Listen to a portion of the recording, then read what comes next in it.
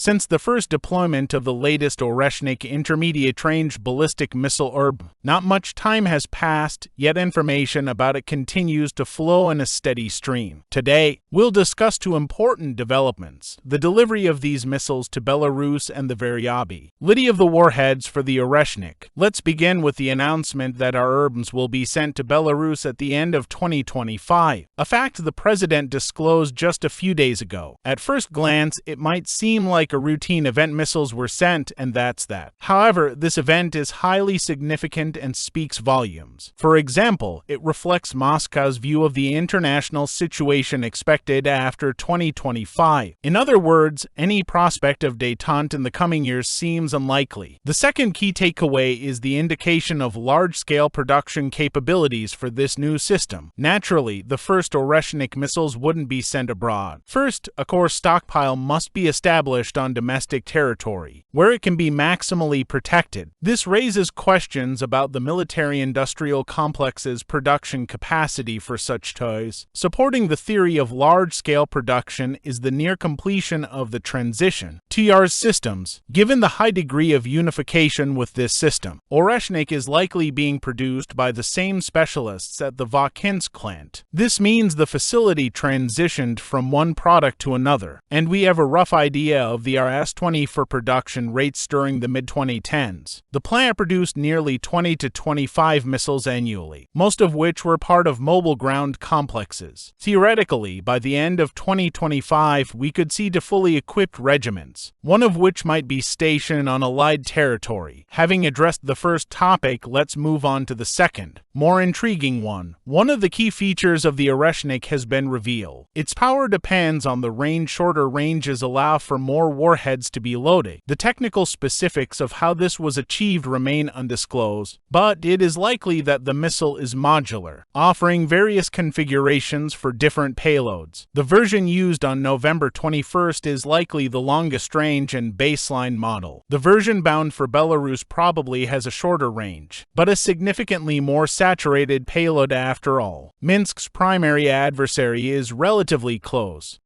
We speculate that this configuration might carry about 10 warheads, comparable to the maximum load of the Bulava missile. If so, here's what this implies. One Oreshnik could deliver up to 60 submunitions, rendering any target inoperable upon impact. A division's potential? 180 submunitions. A regiment? 540. A full division? Over 500 submunitions achievable by 2026 to 2027 with just 27 missiles. Could the effect of such a strike rival that of a nuclear attack? Undoubtedly. The energy delivered by a warhead traveling at Mach 10 would more than suffice. A brief note on the submunitions themselves: they are a brilliant solution. Their main advantage is cost efficiency, avoiding significant increases in missile production costs. Consider this: each submunition is merely a solid projectile, devoid of expensive electronics or even a conventional explosive warhead. They lack guidance systems, engines, and other components. The warhead itself acts as the dispensing stage. The submunition's sole purpose is to achieve high speed and transfer kinetic energy to the target. Simple and effective, with no barriers to mass production. As for the Oreshnik itself, given its lineage from the YARS and Bulava systems, it also avoids being a gold-plated missile. Most components have long been in serial production, and transitioning from RS to 20 for production entails no additional financial burden. On the contrary, the ERB is likely cheaper, ensuring the plant's capacities and workforce remain fully utilized. It seems Oreshnik was conceived as far back as 2019 when the INF Treaty collapsed.